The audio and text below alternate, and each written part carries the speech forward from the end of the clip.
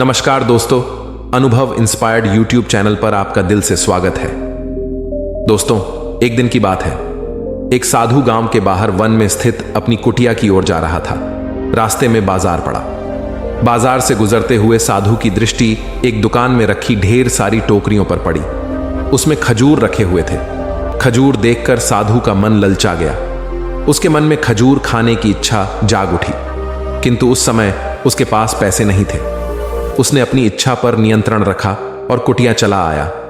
कुटिया पहुंचने के बाद भी खजूर का विचार साधु के मन से नहीं निकल पाया। वह उसी के बारे में ही सोचता रहा। रात में वह ठीक से सो भी नहीं पाया। अगली सुबह जब वह जागा तो खजूर खाने की अपनी इच्छा की पूर्ति के लिए पैसे की व्यवस्था करने के बारे में सोचने लगा। सूखी लकड़ियां बेचकर खजूर खरीदने लायक पैसों की व्यवस्था अवश्य हो जाएगी, यह सोचकर वह जंगल में गया और सूखी लकड़ियां बीनने लगा। काफी लकड़ियां एकत्रित कर लेने के बाद उसने उसका गट्ठर बनाया और उसे अपने कंधे पर लाद कर बाजार की ओर चल पड़ा।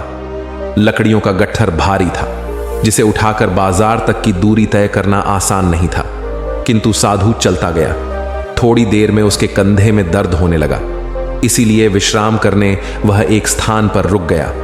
थोड़ी देर विश्राम कर वह पुनः लकड़ियां उठाकर चलने लगा। इसी तरह रुक रुक कर किसी तरह वह लकड़ियों के गट्ठर के साथ बाजार पहुंचा। बाजार में उसने सारी लकड़ियां बेच दी। अब उसके पास इतने पैसे इकट्ठे हो गए जिससे वह खजूर खरीद सके। वह बहुत प्रसन्न हुआ और खजूर की दुकान में पहुंचा। सारे पैसों से उसने खजूर खरीद लिए और वापस अपनी कुटिया की ओर चल पड़ा। कुटिया की ओर जाते जाते उसके मन में विचार आया कि आज मुझे खजूर खाने की इच्छा हुई। हो सकता है कल किसी और वस्तु की इच्छा हो जाए। कभी नए वस्त्रों की इच्छा जाग जाएगी तो कभी अच्छे घर की, कभी स्त्री और बच्चों की तो कभी धन की। मैं तो साधु व्यक्ति हूं, इस तरह से तो मैं इच्छाओं का दास बन जाऊंगा। साधु से जागरूकता के साथ थोड़े खजूर खाए और बाकी साधु ने खजूर खाने का विचार त्याग दिया और साधु ने निश्चय किया कि आगे से कोई भी इच्छा को अपने ऊपर ऐसे हावी नहीं होने दूंगा। उस समय उसके पास से एक गरीब व्यक्ति गुजर रहा था। साधु ने उसे बुलाया और सारे खजूर उसे दे दिए। इस तरह उसने स्वयं को इच्छाओं का दास बनने से बचा लिया। सीख: यदि हम अपनी हर इच्छाओं के आगे हार जाएंगे तो सदा के लिए अपनी इच्छाओं के दास बन जाएंगे। मन चंचल होता है, उसमें रह रहकर इच्छाएं उत्पन्न होती रहती हैं, जो उचित भी हो सकती हैं और अनुचित भी। ऐसे में इच्छाओं पर नियंत्रण रखना आवश्यक है। सोच विचार कर इच्छाओं के आकलन के उपरांत ही उनकी पूर्ति के लिए कदम बढ़ाना चाहिए, तभी जीवन में सफलता प्राप्त होगी। हमें इच्छाओं का दास नहीं बनाना है, बल्कि इच्छाओं को अपना दास बनाना है। इच्छाएं करना बुरी बात नहीं है, लेकिन उन इच्छाओं पर अगर ध्यान रखकर जागरूक रहकर जीवन जिया जाए तो कभी भी जीवन में दुख नहीं आएगा, क्योंकि हर चीज की एक लिमिट होती है। और अगर हम सोच समझकर कर अपना कर्म करेंगे, इच्छा करेंगे, तो जीवन में हमेशा खुशियां ही खुशियां होंगी। एक बार एक संत राज दरबार में गए और इधर उधर देखने लगे। मंत्री ने आकर संत से कहा, हे साधु, यह राज दरबार है। आप देखते नहीं कि सामने राज सिंहासन पर राजा जी विराजमान हैं? उन्हें झुककर प्रणाम कीजिए। संत ने उत्तर दिया, अरे मंत्री, तू राजा से पूछ कर आ कि आप मन के दास हैं या मन आपका दास है। मंत्री ने राजा के समीप जाकर उसी प्रकार पूछा। राजा लज्जा गया और बोला, मंत्री, आप यह क्या पूछ रहे हैं? सभी मनुष्य मन के दास हैं। मन जैसा कहता है वैसा ही मैं भी करता हूं। मंत्री ने राजा का यह उत्तर संत से कहा। संत यह सुनकर बड़े जोर से हंस पड़े और बोले, सुना मंत्री, तेरा राजा मन का दास है और मेरा मन मेरा दास है, इसलिए तेरा राजा मेरे दास का दास हुआ। मैं उसे झुककर किस प्रकार प्रणाम करूं? तेरा राजा राजा नहीं, पराधीन है। घोड़ा सवार के अधीन होने के बदले यदि सवार घोड़े के अधीन है तो घोड़ा सवार को ऐसी खाई में डालता है कि जहां से निकलना भारी पड़ जाता है। संत के कथन में गहरा अनुभव था। राजा के कल्याण की सद्भावना थी। हृदय की गहराई में सत्यता थी। अहंकार नहीं, किंतु स्वानुभूति की स्नेहपूर्ण टंकार थी। राजा पर उन जीवन मुक्त महात्मा के सान्निध्य, वाणी और दृष्टि का दिव्य प्रभाव पड़ा। संत के ये शब्द सुनकर राजा सिंहासन से उठ खड़ा हुआ और आकर संत के पैरों में पड़ा। संत ने राजा को उपदेश दिया और मानव देह का मूल्य समझाया। दोस्तों, हमें अपने मन पर काबू रखना आना चाहिए। संत की एक और प्रेरणादायक कहानी शुरू करते हैं। एक संत थे जिनका नाम रामदास था। वह बहुत ही ज्ञानी और तपस्वी थे। हमेशा ही उनके पास लोगों की भीड़ लगी रहती थी, क्योंकि अगर कोई भी व्यक्ति उनके पास अपनी समस्या लेकर आता तो संत रामदास उनकी समस्याओं का बहुत ही सरल तरीके से समाधान करते थे, जिससे लोग अपनी समस्याओं का समाधान पाकर काफी खुश और संतुष्ट होते थे। और इसके बदले में लोग उनको धन और दौलत देकर जाते थे। लेकिन रामदास जी एक संत थे। भला एक संत पैसों का क्या करते? उन्होंने काफी दिनों तक विचार किया और बाद में यह फैसला किया कि वो इन धन दौलत को लोगों के कल्याण करने में खर्च करेंगे। संत रामदास का एक शिष्य था जिसका नाम सुखी चंद्र था। वह हमेशा संत के साथ रहता और उनकी सेवा में लगा रहता था।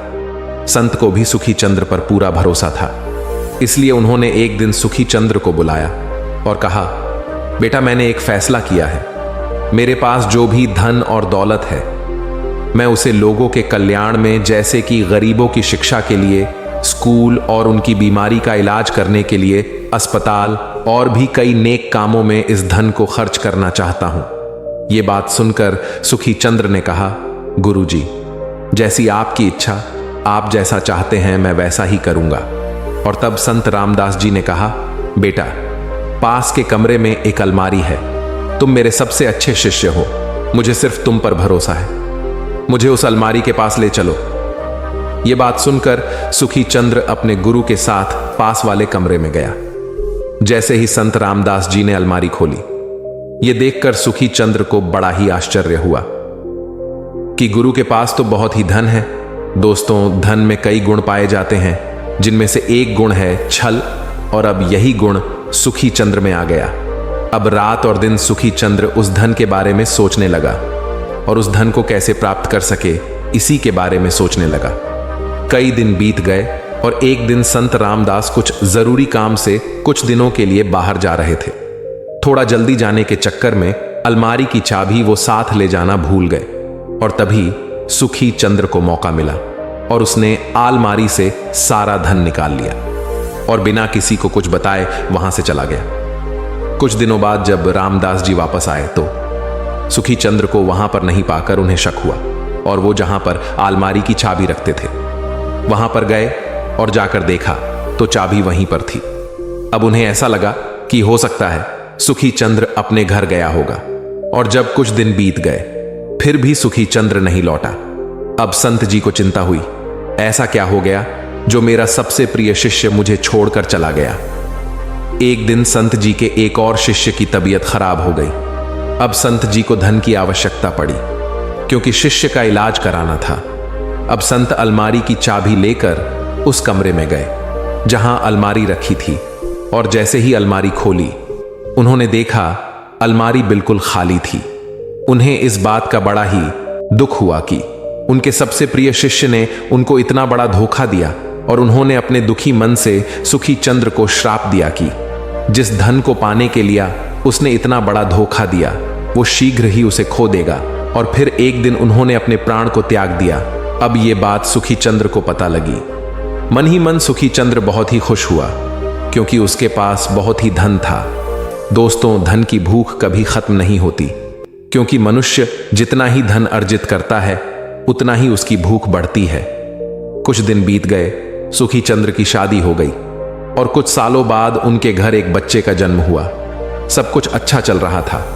अब उनका बेटा बड़ा हो गया, लेकिन छल से कमाया गया धन ज्यादा दिन तक चलता नहीं है और धीरे धीरे अब उनके बेटे का स्वास्थ्य खराब होने लगा। अब सुखी चंद्र को इस बात की चिंता होने लगी कि उनके बेटे की तबीयत ठीक नहीं हो रही है। अब धीरे धीरे उनका धन सिर्फ अपने बच्चे की दवाई में खर्च होने लगा और एक दिन ऐसा आया कि सुखी चंद्र ने अपना बेटा खो दिया और साथ में अपना सारा धन। अब सुखी चंद्र को इस बात का एहसास हुआ कि उनके द्वारा किया गया अपराध ही उनके लिए कष्ट का कारण बन गया और एक दिन ऐसा आया कि उनकी मृत्यु हो गई। दोस्तों, छल से कमाया गया धन सिर्फ आपके साथ छल ही करेगा, आपका भला कभी नहीं करेगा। एक और मोरल कहानी। बहुत समय पहले की बात है। एक गांव में एक संत रहते थे। उनके बारे में सब लोग यही मानते थे कि वह अत्यंत विद्वान तथा त्यागी तपस्वी थे। वह सुबह उठते तो नहा धोकर तपस्या करने बैठ जाते, शाम होती तो भगवान की उपासना होती। लगभग हमेशा ही वह साधना में लीन रहते, सो दुनियादारी उनसे यूं ही दूर रहती। इसी तरह से भगवान का नाम लेते लेते उनकी मृत्यु की बेला भी आ पहुंची। मृत्यु के पश्चात उन्हें यमराज के दरबार में ले जाया गया। वे अपनी त्याग तपस्या तथा भक्ति के बल पर मोक्ष चाहते थे, जबकि चित्रगुप्त ने उनके कुलीन कुल में जन्म लेने की व्यवस्था की थी। संत को दोबारा जन्म लेना स्वीकार नहीं था। उन्हें जन्म नहीं बल्कि मोक्ष चाहिए था। उनका कहना था कि वे इसके हकदार हैं। इस बात पर संत और चित्रगुप्त में कहासुनी भी हो गई। मामला गंभीर हुआ तो इसे धर्मराज के सामने ले जाया गया। धर्मराज ने चित्रगुप्त द्वारा उनके विषय में प्रस्तुत विवरण पर निगाह डाली और बोले, महात्मन, यह बिल्कुल ठीक है कि आपने अपना व्यक्तिगत जीवन घोर तपस्या करते हुए निष्कलंक व्यतीत किया, लेकिन जीवन की सार्थकता केवल त्याग तपस्या में नहीं बल्कि त्याग तपस्या के साथ साथ परोपकार व सेवा के कार्यों में भी कुछ समय लगाने में है। आपने संसार के दुखी प्राणियों को सुखी बनाने के प्रयासों में अपना एक क्षण भी नहीं लगाया, उन्हें अच्छे और उचित कार्यों के लिए प्रेरित नहीं किया। नीति शास्त्र में इसे कर्तव्यहीनता और स्वार्थ कहा गया है। इस कर्तव्यहीनता के कारण आप मोक्ष के अधिकारी नहीं हैं। संत समझ गए कि केवल अपने मोक्ष का प्रयास तो वास्तव में स्वार्थ ही कहा जाएगा। अगले जन्म में सेवा व परोपकार पर पूरा समय देने का उन्होंने संकल्प कर लिया। दोस्तों, जरूरी नहीं कि आप भगवान की पूजा करेंगे तभी भगवान प्रसन्न होंगे। भगवान को प्रसन्न रखना चाहते हो तो उनके द्वारा सौंपे गए कार्यों को पूरा करें। आपको माता पिता ने पैदा किया, पढ़ाया लिखाया, शादी करवा दी, फिर आप माता पिता बने। बच्चों को पढ़ाओ लिखाओ, अच्छे कर्म करो, साथ ही बूढ़े माता पिता की सेवा करो। यही तो भगवान चाहते हैं कि इसी प्रकार दुनिया का चक्र चलता रहे। दोस्तों, इस वीडियो को जरूर शेयर करें और चैनल को सब्सक्राइब कर लीजिए। अपना ख्याल रखिए, हमेशा खुश रहिए। धन्यवाद।